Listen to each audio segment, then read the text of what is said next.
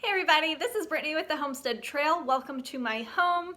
Today's video is going to be a little bit different. Right now we're kind of in a lull as far as the farm side of things. We're still about 2 weeks away from our last frost date, so even though we've got seeds started, it's still too early to really do anything with them other than just starting to harden them off. So things are kind of boring right now and the weather isn't really great today. So for today's video, I wanted to show you guys another hobby of mine outside of incubating eggs and messing with horses and chickens all day long. With the quarantine not really having an end in sight at this point and all of the antique stores being non-essential and being shut down, I don't know about you guys, but I am so stir crazy and I am just wanting to go out antiquing like I used to. I love sifting through all of that stuff. I love the smell of old books. I love just those random off-the-wall things that you find that you've never seen before. I miss it, y'all. So today's video is going to be me just going through some of my antique collection and just kind of showing you guys how I decorate my house with them. So maybe this video will give some of my fellow antiquers some inspiration on things to look for whenever we are finally free to go out again. And maybe just to kind of pass the time a little bit, because I'm sure I'm not the only one who is super bored right now. And a quick disclaimer, because this is the internet and people are hateful and idiots. I am not sharing this because I think I'm some Joanna Gaines. I'm not that good at decorating. I just think it's fun. And I don't think my collection is amazing. This is not the Smithsonian at all. I have probably $200 max in all of my antiques together. So I know it's not that great and I am not an expert. So if you guys can teach me anything about these, I would love to hear it in the comments. This is my living room. This is where the majority of my antiques are kept. And that is Miss Pippa there, my Pomeranian. She's being a beautiful model for me. This area of my house is probably my favorite. I love our wood stove. I think it just gives a really cool, vintagey, old-timey feel to the space. And the little mantles on either side are the perfect spot for me to collect all of my junk. So let's see what we got.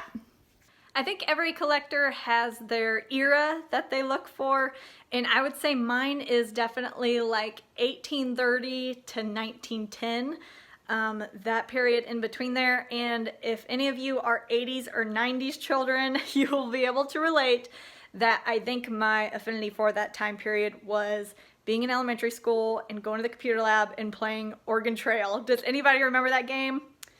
Oregon Trail was life, man. I love that game so much. I actually bought it and I played it at home as well too. But yeah, Oregon Trail, California Gold Rush, Civil War, all that stuff. I love it. I love the way they wrote back then. I love their signs. Bonus points if it has the words mercantile or apothecary involved.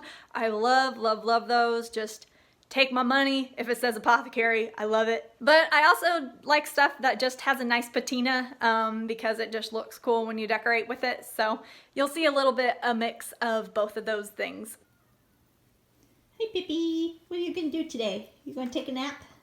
That's a good idea. Okay, so this first mantle that we have over here, and I do like to mix some new stuff in with my antiques, like this tree. This is actually a Christmas decoration.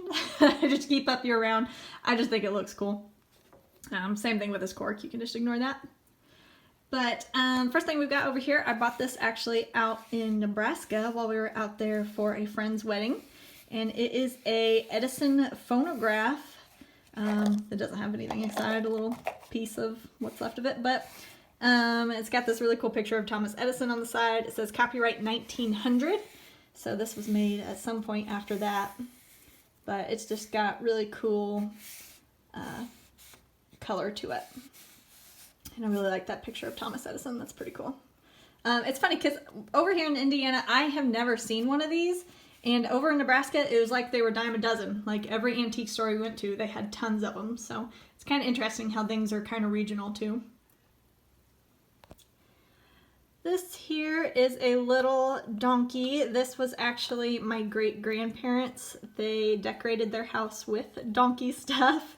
And so before they moved, they gave every family member a couple of donkeys. And this was the one that I picked. So he's kind of ugly, but he's mostly cute. I have no idea how old he is. He's mostly there just because he's cute and sentimental. This is a spur that I have no idea how old it is, but my dad found it at a yard sale, so he gave it to me, so it sits up here.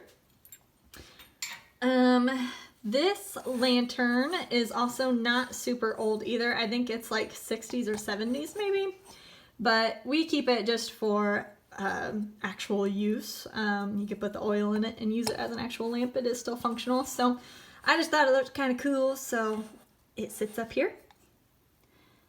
A quick story about these lanterns. This is actually the only one we have now. We did have two, but the first one that we set up here, it was about a month after we set this book up, and we propped it up like this. And my husband and I were laying in bed. It was late at night, probably 11 or midnight. And we heard glass crashing, and of course we assumed we were getting broken into, so my husband swept the house, and he's like, nope, this book I told you was haunted, because this book just randomly went boop, and it knocked the lantern off, and the glass part up here shattered. So now it's kind of a joke that we say that there's a spirit that is associated with this creepy old book here, but she hasn't done anything since, and that lantern still is alive, so that's the story of the ghosts that we have in our house now. I love old books. This one is probably my favorite. It's an old geography book. Let me see if we can open her up and see.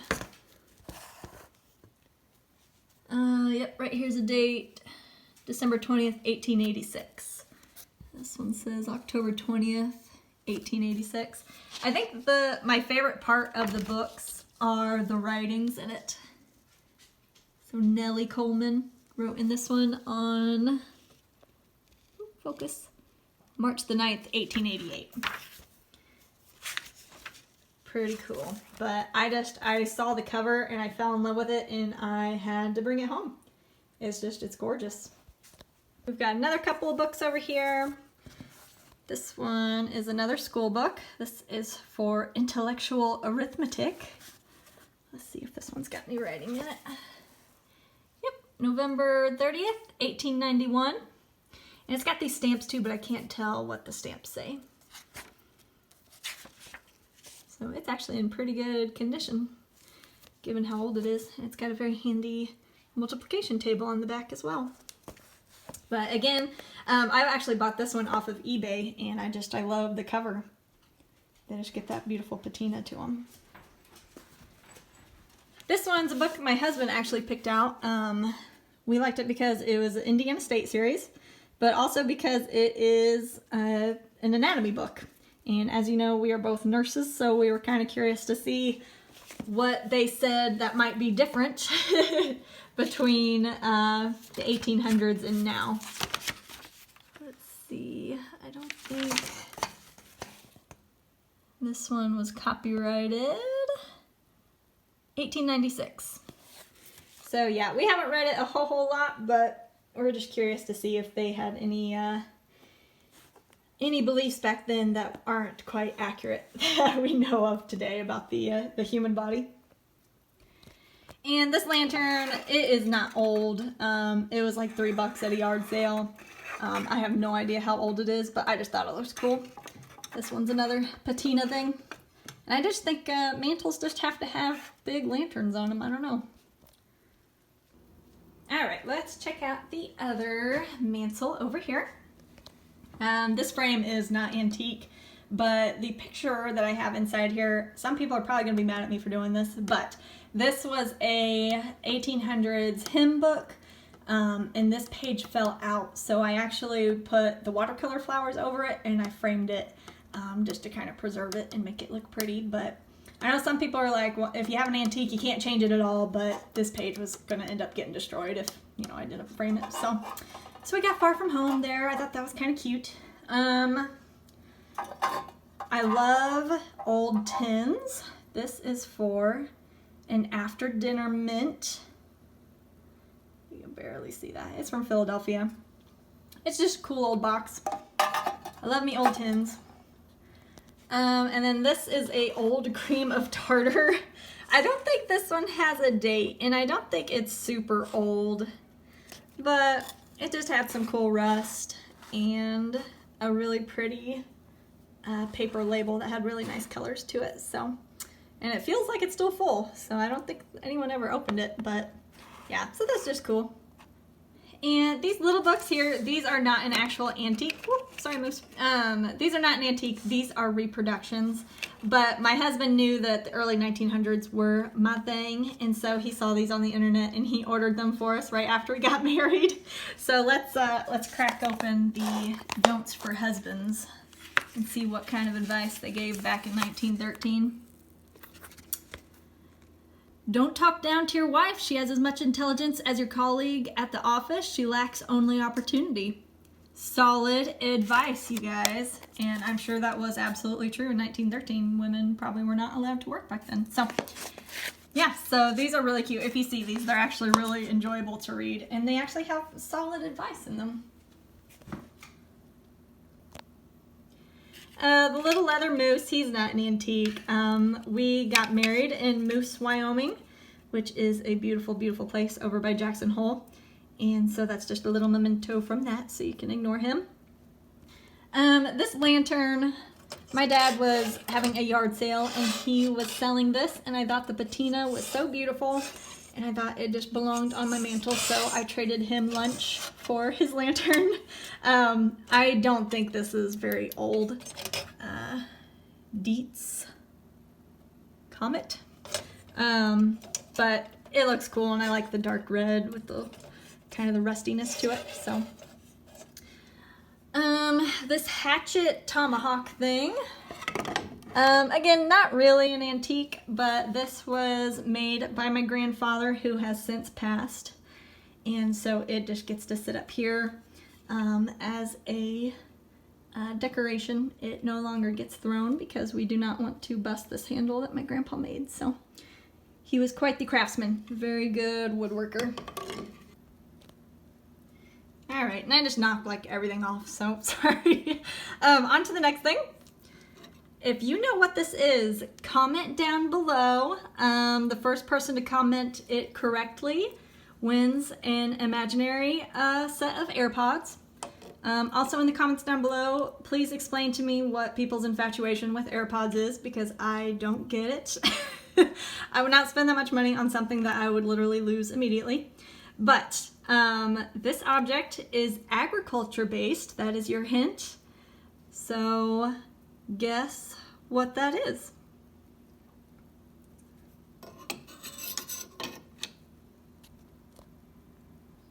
Alright, so that is that mantle, and we're going to move on over to this, which I believe they refer to this as a chest of drawers. This was actually a yard sale site find, but I was so happy to find it because it fit this space perfectly. And after I bought it and I brought it home, I posted it on Facebook, and one of my friends was like, hey, we need to have like a refinishing party where we can strip it and we can restain it and we can bring it back to its old glory. And I was like, absolutely not. You stay away from my patina. You touch this with some paint stripper and I'm gonna murder you. Because I think this is something where you're either 100% one way or 100% the other. I think it looks so cool just the way that it is. I do not want to refinish this and restain it. I like how it's all worn away down here, probably from generations of kiddos rubbing on it. And yeah, it just has these beautiful, beautiful marks and these stains and scuffs, and I absolutely love it just the way that it is. So this thing is staying as is, and it's got these really cool wooden little wheels there. And I've seen others of these being sold that look exactly like this, so I don't think this was like some artesian one-of-a-kind thing. I do think these were mass-produced, but it has like the dovetail joints, I think is what you call those. So it is older, but it's not, you know, one-of-a-kind or anything super special. But I do think this one is gorgeous. Okay, so the first things we'll look at are these, because these actually don't belong up here. I just got these off of eBay, and these are old Quack Medicine advertisement cards. What I'm going to do with this one is frame it and put it in my bathroom, because my bathroom is apothecary themed. As I said before, that's one of my favorite things. And this here is a couple of pages, but as you can see, Druggist and Apothecary up on the top from Enterprise, Oregon. And the date here you can see is from 1889, and they're old doctor prescriptions. I can't read most of it. It looks like they used like Roman numerals back then. But down here it says teaspoonful every 4 hours in a little water, and it was signed by the doctor. So I just thought that was so dang cool. Again, I am going to frame these up, and with the jaundice bitters, I'm going to frame those and put those in our bathroom downstairs with all of the apothecary stuff. So I thought those were pretty cool. And also up here, these are all new. Ignore these. Made in China. Lame. This is an old tintype, and I love tintypes.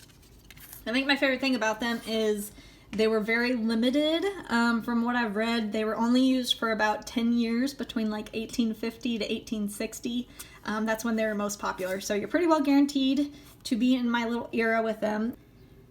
My husband gets super creeped out by them, but I think they're gorgeous. I love to see how they dressed back then. My goal is to find a tintype of a dog, but those are actually pretty rare, and from what I've seen on eBay, they actually go for more money than what I want to spend on one, so I'm just going to have to find one of those by happenstance in an antique store. This is, I believe they call these cabinet cards. These are a little more recent than the tintypes, so a little later in the 1800s, early 1900s. And I don't usually gravitate towards them, but I did like this one because this was an agriculture scene, which I feel like the majority of the ones that I see are like family portraits in front of their house. So I thought this was cool. It's got the oxen and the wagon and the dapper fellows in their top hats there. So I thought that was cool. This is a wooden, I believe they call it a butter paddle. So that's just cool. Again, another just patina thing. Got nice colors to it. And then here are just a couple of tins. I love my tins. This little guy is for razors. New model. Here my chickens are freaking out outside. This says 1900, so it's probably early 1900s there. It's got a lid on the top and the bottom. The star leads all. That's what it says. But you can open the top and the bottom. It's just got razor blades. So this is a patina thing. I thought it looked pretty cool. We've got some Baker's Allspice. This one's not my favorite. I don't really like how it has like a pine or a palm tree here. It's not really my thing, but it had a nice patina and I spent $6 on it. I don't know how old this one is though. I don't think it's probably not super old. But I accidentally knocked this over and allspice actually came out, so there is some spice still left in there, which is kind of interesting. I wonder how long spice stays good for. This canister is pretty cool. It's Farmer's Pride coffee. You can barely see the image on the front. It's a man and a child. But I liked how it had the type on the top. This one's got a nice patina as well. And another cool thing, let me find it here. This was made by the Holman & Co. in Terre Haute, Indiana. So, Indiana company. Thought that was pretty nifty. I think this one's empty. Okay, my last two things are things that I actually just discovered. I didn't even know these existed, but I found them on eBay. And they are autograph albums. So you guys know that I love the way that they wrote. I'm going to open this so carefully because these things are literally falling apart. So this was owned by Alice Thompson in 1883. Look how gorgeous that is, you guys. They would take these. It seems like a lot of these have notes from schoolmates. So I think children would take these to school as kind of like their yearbooks. And they would write little precious notes to each other. And this one was from her dad, and she added this little sticker to it too.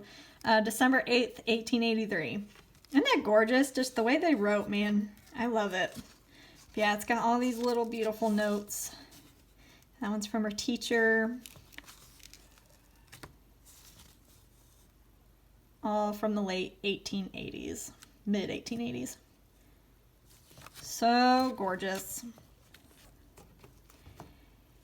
And this one is the same thing, but the cover is so pretty with the little girl there. And I love the bees on the front there. Miss, I believe her name is Ketta. I've never seen that name before. C-E-T-T-A? Is that how you would say that? I think see we've got a lost page here, which is such a bummer, but same thing, it's just got little notes, and this is from 1891. Little doodles. Try to find, there's a really cute little doodle in the back here. I'm gonna try to find real quick.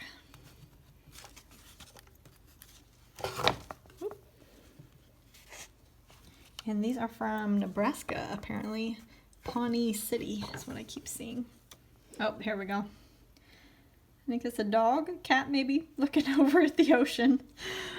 So cute. 1892. Beautiful, beautiful. I wish people still wrote like that. I need to get me a pen and an inkwell and take that up. All right, and then here, this is a poultry yeast foam box. I have no idea what the date for this would be, but again, it's just beautiful. It's got nice texture, and put my plants in there. And this is new too, but it's cute.